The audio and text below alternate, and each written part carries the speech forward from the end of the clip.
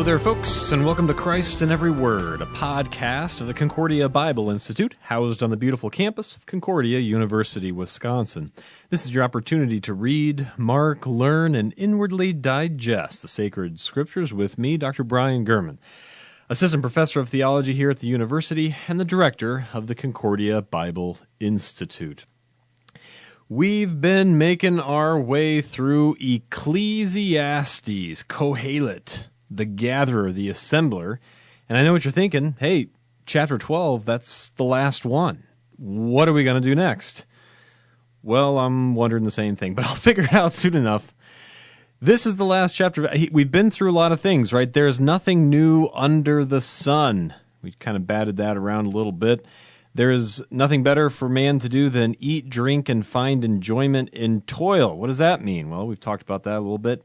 We are now on the last chapter. Some fascinating things going on here. I think in many respects, you probably remember, if you've been following along, you get the first 3 chapters of this book right, and you're on a good path. I think in large measure, chapters 4 through 11 and into 12 really kind of expound on what happens in the first 3. With that said, chapter 12 is certainly in that same camp. What you do with chapter 12 is absolutely huge for how you understand the book of Ecclesiastes. In fact, I was just thinking about this before I get jumping in here today, but that is, I had a class on this once. I took it when I was in grad school at a doctoral seminar on Ecclesiastes. It was fascinating. It's a few years ago, and I don't remember everything there is about that thing. In my finite brain, some of that has escaped. One thing that comes back to mind, though, as I kind of walk through this study with you, and now we're at the last chapter. We actually started with chapter 12. It was quite fascinating. What are we doing? I open up, hey, welcome to class, day 1, here's your syllabus. Open up to chapter 12. And that was the first day. Now, oh boy, it was just kind of a fascinating, so I kind of walked through, that was kind of a profound way to begin the book, and maybe you'll see why that may have been done as we make our way through it. But just suffice it to say at this point, in many respects, what you do with chapter 12 is really largely determinative with how you handle the book of Ecclesiastes as a whole. With that said, then I'm excited to jump into the thing. I mean, I have, even before even looking into this in detail, chapter 12 just has so much going on that it's almost worth 2 podcasts. But hey, with that said, stop yapping and let's get to the text. So the text of Ecclesiastes, it should be doable. I mean, we're talking, 14? Yeah, 14 verses. Let's dive in and we'll see what we can make of this. So chapter 12 of Ecclesiastes reads as follows. Remember also your Creator in the days of your youth, before the evil days come and the years draw near of which you will say, I have no pleasure in them. Before the sun and the light and the moon and the stars are darkened, and the clouds return after the rain, in the day when the keepers of the house tremble, and the strong men are bent, and the grinders cease because they are few, and those who look through the windows are dimmed, and the doors on the street are shut, when the sound of the grinding is low, and one rises up at the sound of a bird, and all the daughters of song are brought low. They are afraid also of what is high, and terrors are in the way. The almond tree blossoms, the grasshopper drags itself along, and desire fails, because man is going to his eternal home, and the mourners go about the streets. Before the silver cord is snapped, or the golden bowl is broken, or the pitcher is shattered at the fountain, or the wheel broken at the cistern, and the dust returns to the earth as it was, and the spirit returns to God who gave it. Vanity of vanities, says the preacher, all is vanity. Besides being wise, the preacher also taught the people knowledge, weighing and studying and arranging many proverbs with great care. The preacher sought to find words of delight, and uprightly he wrote words of truth. The words of the wise are like goads, and like nails firmly fixed are the collected sayings. They are given by one shepherd. My son, beware of anything beyond these. Of making many books there is no end, and much study is a weariness of the flesh. The end of the matter, all has been heard. Fear God and keep his commandments, for this is the whole duty of man. For God will bring every deed into judgment, with every secret thing, whether good or evil. Alrighty, so there you have the text of Ecclesiastes chapter 12. This is a really interesting turn of events here. The theme, if you remember last podcast on chapter 11, we had a lot of this talk of joy. How can one be joyful in light of all these, the enigmas of life and the transience of life and all of that. Now, the theme is remember. First word, remember also your Creator in the days of youth. So the key question here is how does, at least as we start, the key question, how does God as Creator shape how we handle the enigmas of life? The vanity of vanities has its soft, how can we translate that? Hevelim is the things that are, you can't grasp it, you can't control it, you can't get on top of it. Knowing that the Lord is your Creator, how does that shape how we live in light of a life full of enigmas? Okay, that's really the key question of this first half. I want to definitely focus on the second half of the chapter, but let's walk through that first half just to see what we are getting into here. So, remember the Creator in the days of your youth, before the evil days come and the years draw near, of which you will say, I have no pleasure in them. Yeah, I guess, there's a sense we have to ask ourselves, what is he referring to here? And it's going to get a little bit tricky as we go along. But this first verse, I think, is pretty straightforward in terms of human life. The longer one lives, the more possibilities there are for enigmas. The more things you'll see that just don't quite. Hey, how do you navigate these waters right here? This is kind of weird. This is difficult. I thought conventional wisdom said this, but now I'm seeing that. Does the early bird really get the worm? I don't know. Let's bat that around a little bit. That sort of thing. And so before the evil days come, there's this sense in which why do we baptize infants and this kind of discussion, and there's a huge discussion, of course, and in the Lutheran Church that is exactly what we do, and but there's a sense in which, well, of all the things that could be said, one thing is, well, what's with the adults? You have more years of being critical and skeptical, and you just gain more barriers, more stumbling blocks as you go along life between you and the faith. Oh, I got to work through this now. I got to work through that now. That's why faith like a child, right? Forbid them not, because of such is the kingdom of heaven. Without all the baggage, that's what faith looks like. And so there's this, everything evil stems from putting ourselves in the place of the Creator. Think about the Garden of Eden. Think about Adam and Eve. You'll be like God. You can be your own God. You take this. That's the kind of temptation everybody has, and that just builds as you move along. So remember, before the evil days come and the years draw near, of which you say, I have no pleasure in them. Before you get so much baggage, if I can use that term, that it obscures what life before our Creator is all about. When you get into this next part here, verses 2 and following, several verses, this has actually kind of been debated throughout really the whole history of the church. Centuries. Three main views on this. I'm not going to get into all that, but whether or not to take it literally, or is it symbolically or allegorically, it's just a kind of a mess. I'll kind of tell you where I lean here, and I'll tell you why. But listen to the language first. Before the sun and the light and the moon and the stars are darkened. Well, sun and light. I often wonder how much Genesis is kind of hanging over this whole thing, and that is, I think it's happening here too. And that is, you'll hear the dust to dust. Later on in verse 6 or 7, you'll have these allusions back to creation, and you have this cloud and rain, and you have all this imagery of, well, let's just keep going. Verse 3, keepers of the house. What does that mean? Well, keepers of the house, they're servants, but they have some authority too. You have the strong men as soldiers. You have people trembling for terror. The more you get into this, what else do you have? People looking through the windows, doors on the street. This kind of imagery, the more you get into this, the more this sounds like the kind of stuff that looking through the windows, as in your hopes are kind of dashed.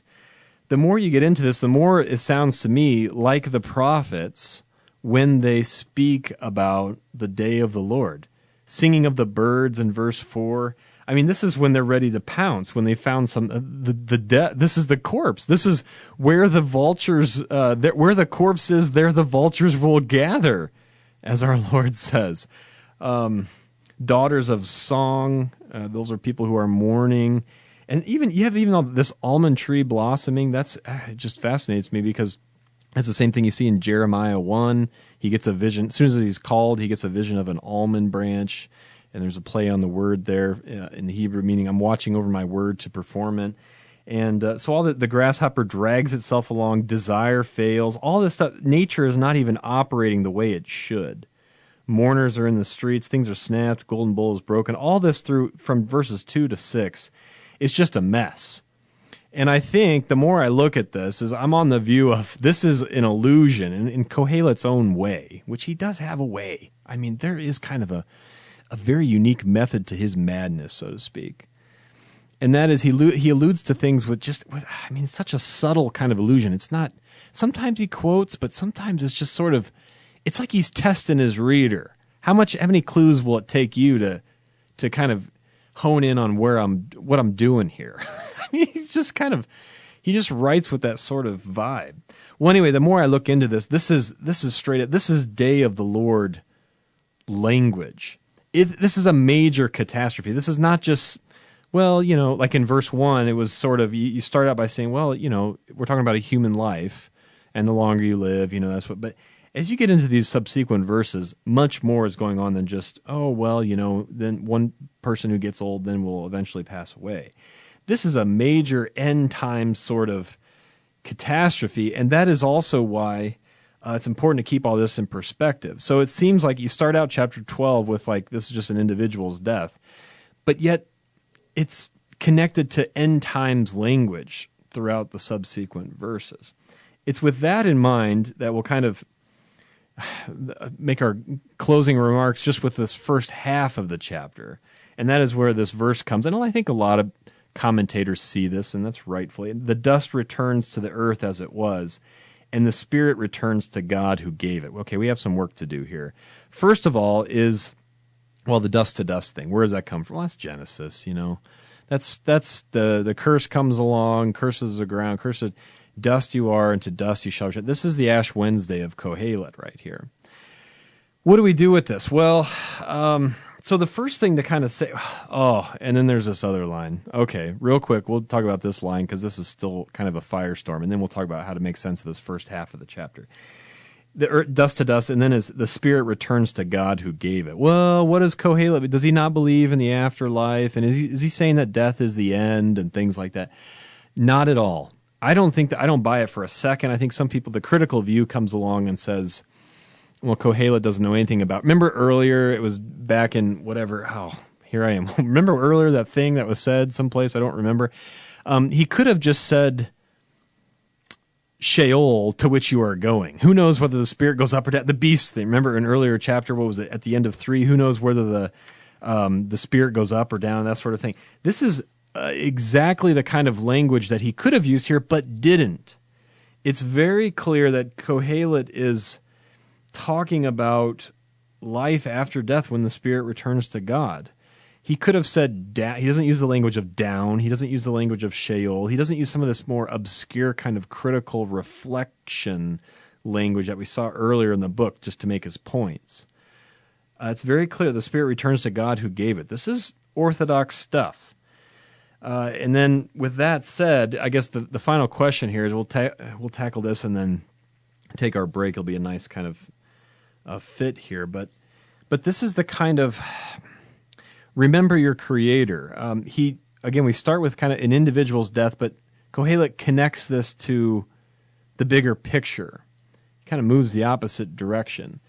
Remembrance, this first part of this chapter is really about remembrance as the possibility for how you make your way through the tension of life between joy. Talked a lot about that. Eat, drink, and find enjoyment. Previous chapter 11, joy and toil. The tension between joy and the tension between enigma, as in the ungraspable, the things can't be controlled, you can't master, that sort of thing. How do you remembering your Creator? Remembrance is a way to walk through that. Okay, that's kind of the initial point that he's making here in this first half. In the second half, it'll be very clear how that kind of works itself out.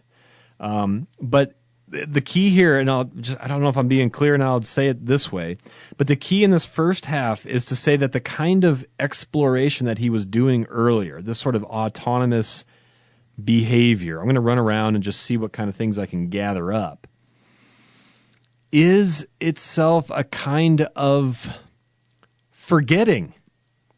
The opposite of remembering.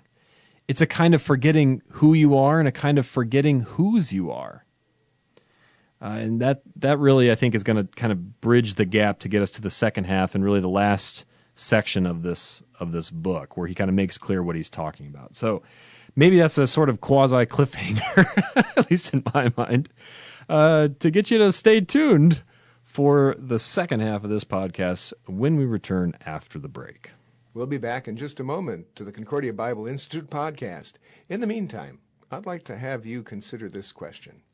What is most important in higher education? How do you prioritize all the knowledge to be gained at an institution of higher learning?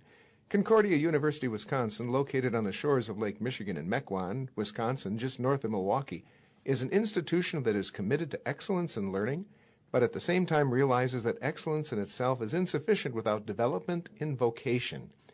We believe that God works through our vocations, our callings, in order to serve the needs of those around us. The mission statement of Concordia University puts it this way: Concordia University, Wisconsin is a Lutheran higher education community committed to helping students develop in mind, body, and spirit for service to Christ in the church and the world. You can learn more about the over 70 programs offered at Concordia by visiting the website, www.cuw.edu. And if you're benefiting from our Christ in Every Word podcasts, I encourage you to support this ministry by mentioning it to others and by offering your monetary support. Please consider supporting the Concordia Bible Institute by going to our website, www.concordiabible.org, and clicking on the Contribute page. And now, back to the podcast.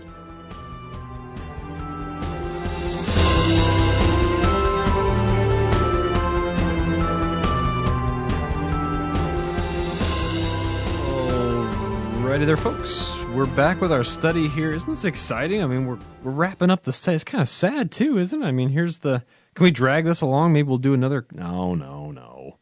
But that's that's where we are. We're going to wrap this thing up. This is really, I can't wait to do it because I'm fascinated by how this thing concludes. I just think it's just so, it's profound. I always say that, but that's what it is. And we'll have to unpack that. So, buckle in, 6, 7, verses, something like that.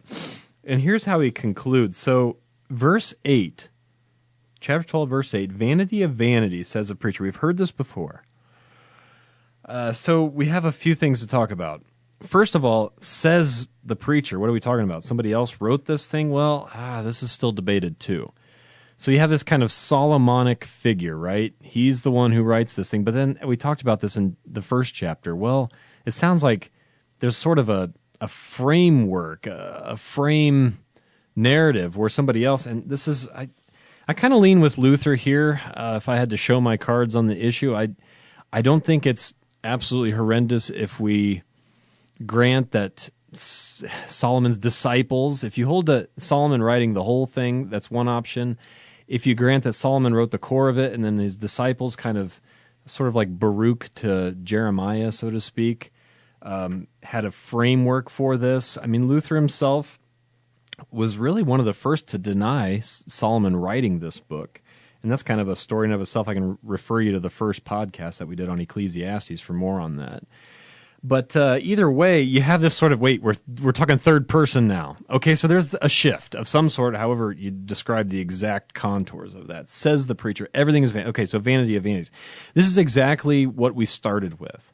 Now, I think, let me just say it up front, and that is, I think it's wrong to say this is his conclusion.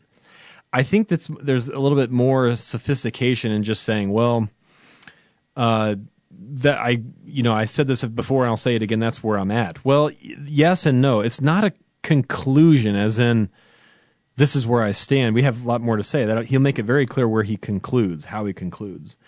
But this recalls his main observation from earlier. This is the exact thing. Vanity of vanities, enigma of enigmas. I can't get things. That was like his thesis, his main point about what he was observing, and when he set his heart to observe. So he's recalling that. He's saying that's where I was before, and he's doing that for you here to say this is like. These are like it's an inclusio, a fancy literary term. It's like two identical doors at opposite ends of the room. It's the exact same measurements, it's the exact same wood, it's the exact same words and all of that. But we're at the other side of the room now. It's the exact same door, but it's not. It's at the other side of the. So it's the title. I kind of see it as the title of the book, but not the conclusion per se. It just doesn't do any justice to the complexity of the book. It flattens everything out to just look at that and say, well, that's what he said before, and so there's nothing in between.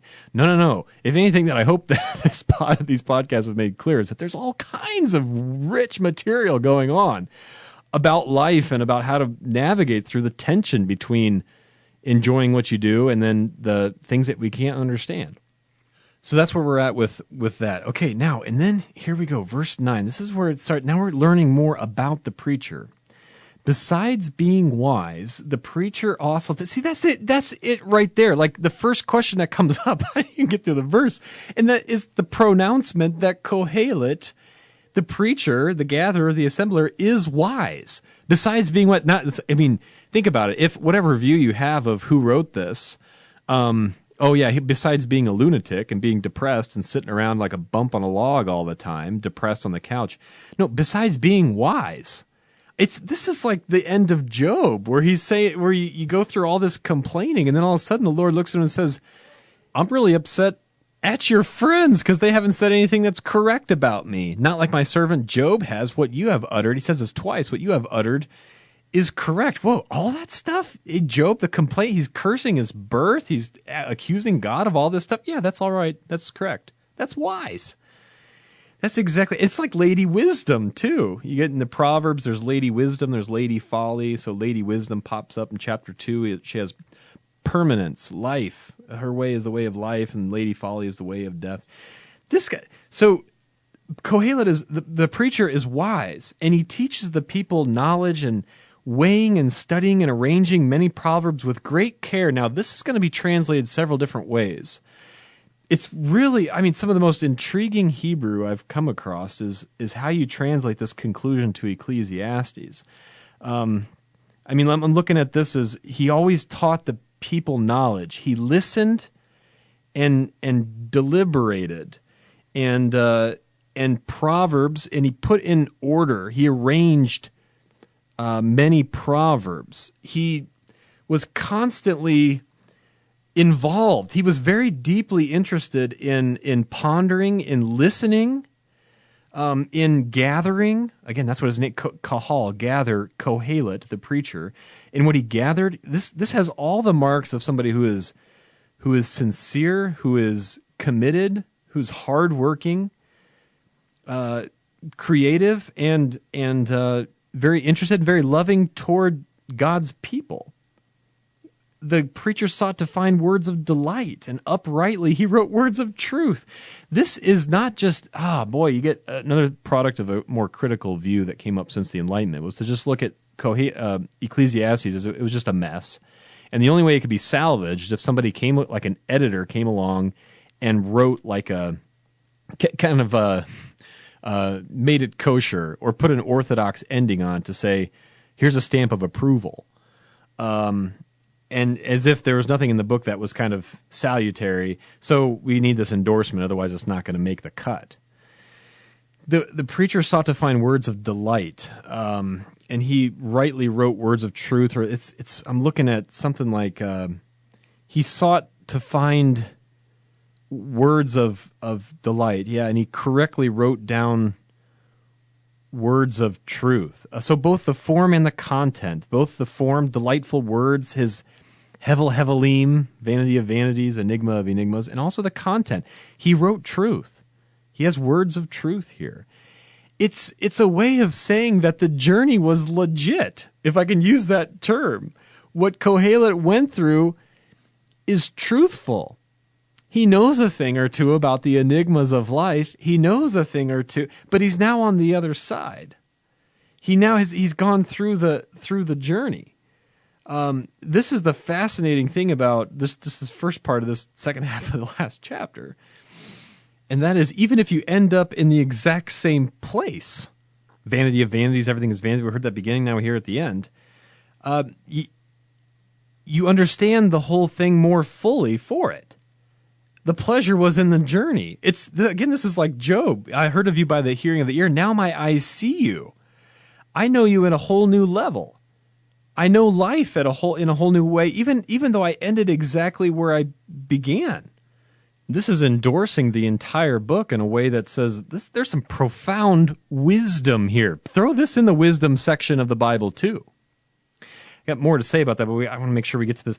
So the words, and then we have the words of the wise, as in this kind of stuff that's even written in this book. The words of the wise are like goads, and like nails firmly fixed are the collected sayings. They are given by one shepherd. So the goads, the words of the wise, they prod us and they press us and they poke at us now and then to get us into wise action as well, to emulate the kind of living, the kind of life that Kohelet puts on display in Ecclesiastes. Eat, drink, find enjoyment and toil, and so on. The one that knows how to navigate between pride and despair, between the indulgent kind of joy and the sorrow of enigma. And that'll get us to nails firmly fixed, like to a place that holds us. There's stability there. It's firm, it's solid, it's sure. I don't know, maybe goads I read once were even used by shepherds. So that's because they're given by one shepherd. Shepherd, there is one shepherd. The Lord is our shepherd. It's pretty clear from elsewhere that I myself am the shepherd of my sheep. So that's a very, very prominent imagery there. But again, the sheep need the prodding with this kind of material too, because Ecclesiastes is so real to life.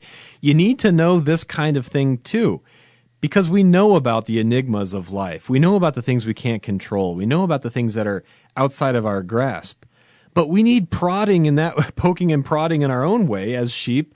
Otherwise, we'll run ourselves into the ground one way or the other, either into pride or despair. We'll run ourselves into the ground in the same way that Kohelet almost did when he just set his heart to know wisdom. Is it over here? Is it over there? He kind of, had his own sort of trial and error. But just like sheep need prodding, otherwise they'll ruin their pasture, they'll ruin their health. So also that we need the kind of wisdom that comes from the source of all wisdom, from the shepherd, it's given by one shepherd. I mean, this is straight up orthodox. My son, okay, now this is really intriguing too. My son, be aware of anything beyond these.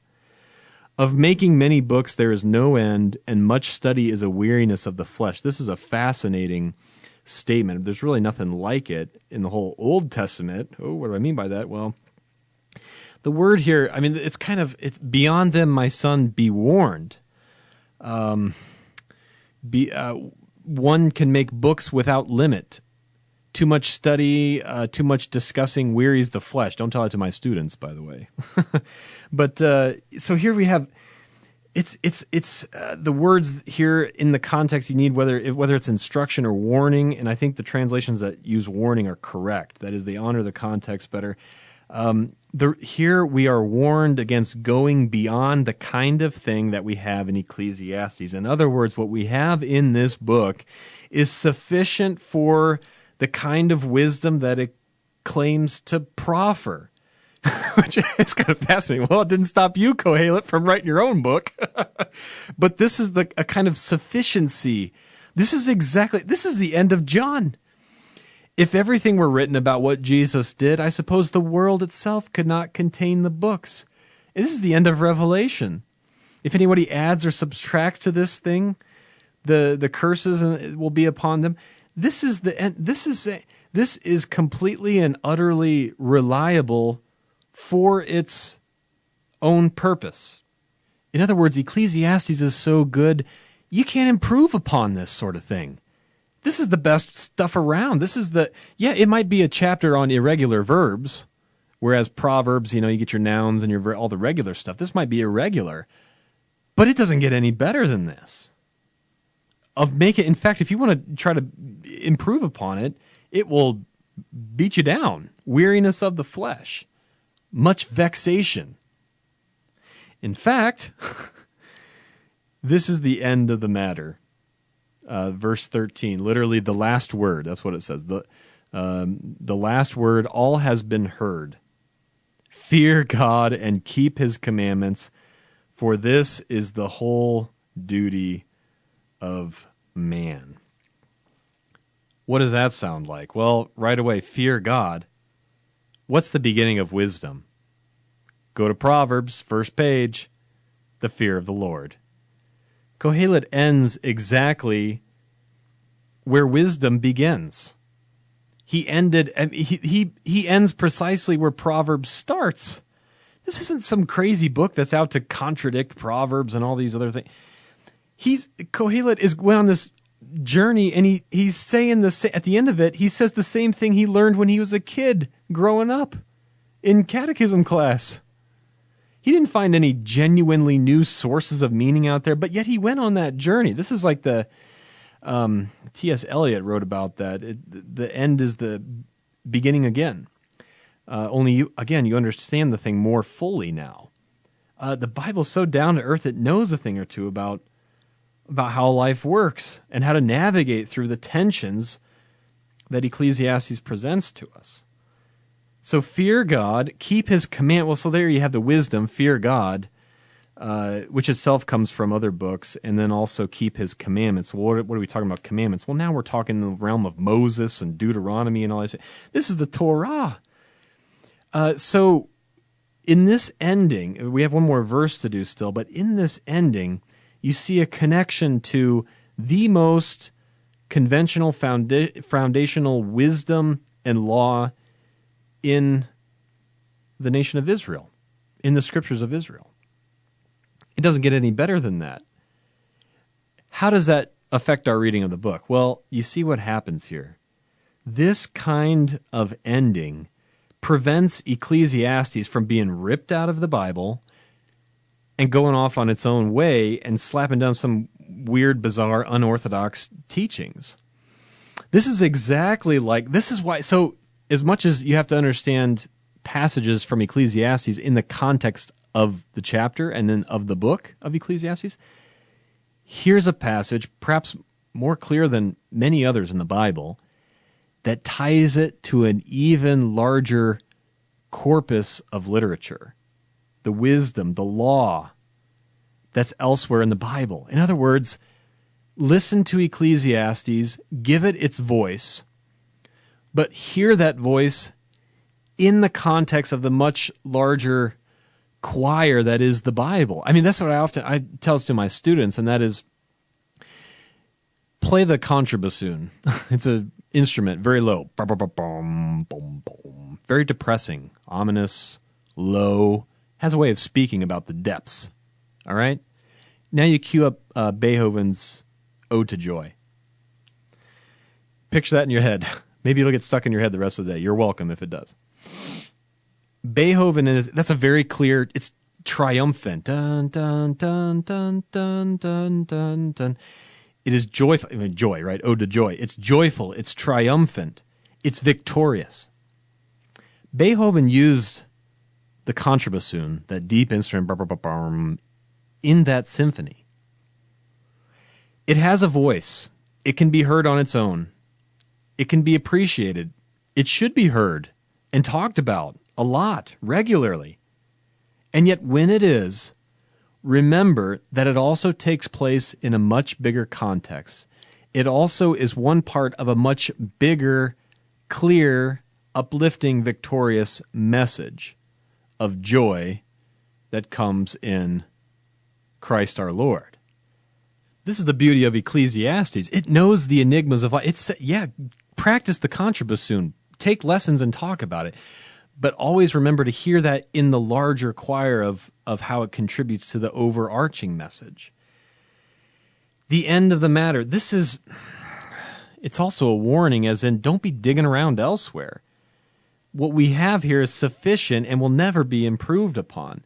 This is the brilliance of how this thing ends. God, this is the whole duty of man. Literally, it's like this is the what it means to be human. There's no word for duty there. That's usually inserted, it's added.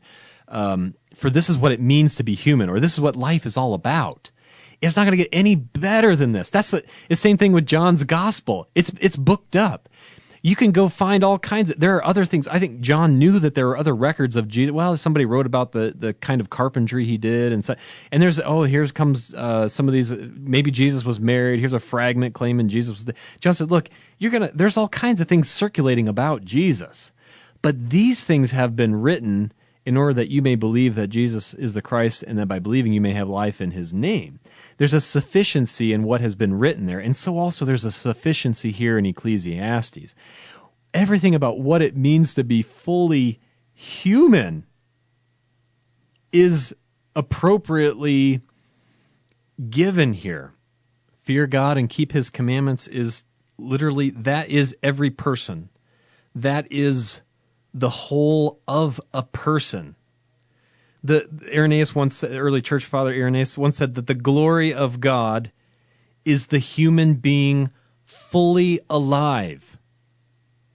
And the end of the matter is that there is no more meaningful life available under the sun than that life which fears God and keeps his commandments. In that sense, Ecclesiastes is the world into which Christ enters so that we can be fully human again. Fascinating book of the Bible. I hope you enjoyed it. I sure did. What a journey it was. Tune in next time and we'll study the next topic, whatever that happens to be. But that, as you can tell, is all the time that we have for this session of Christ in Every Word. Thanks very much for tuning in. Please consider mentioning this podcast to your family and friends so that they too can learn more about God's Word with us. The mission of the Concordia Bible Institute is to provide Christ-centered Bible instruction from distinguished experts who teach Christ in every word of the Old and New Testaments to strengthen faith and spread belief in the one true God. Again, if you benefit from this podcast series, I encourage you to consider supporting the Bible Institute by going to our website, www.concordiabible.org, and clicking on our Contribute page. You can also find us on Facebook, leave a comment, a topic you want to study, a particular book. I'm open to those as well. Let me know what you think. Finally, this podcast is dedicated to my Aunt Lydia. Love you, and thanks very much for listening as you do.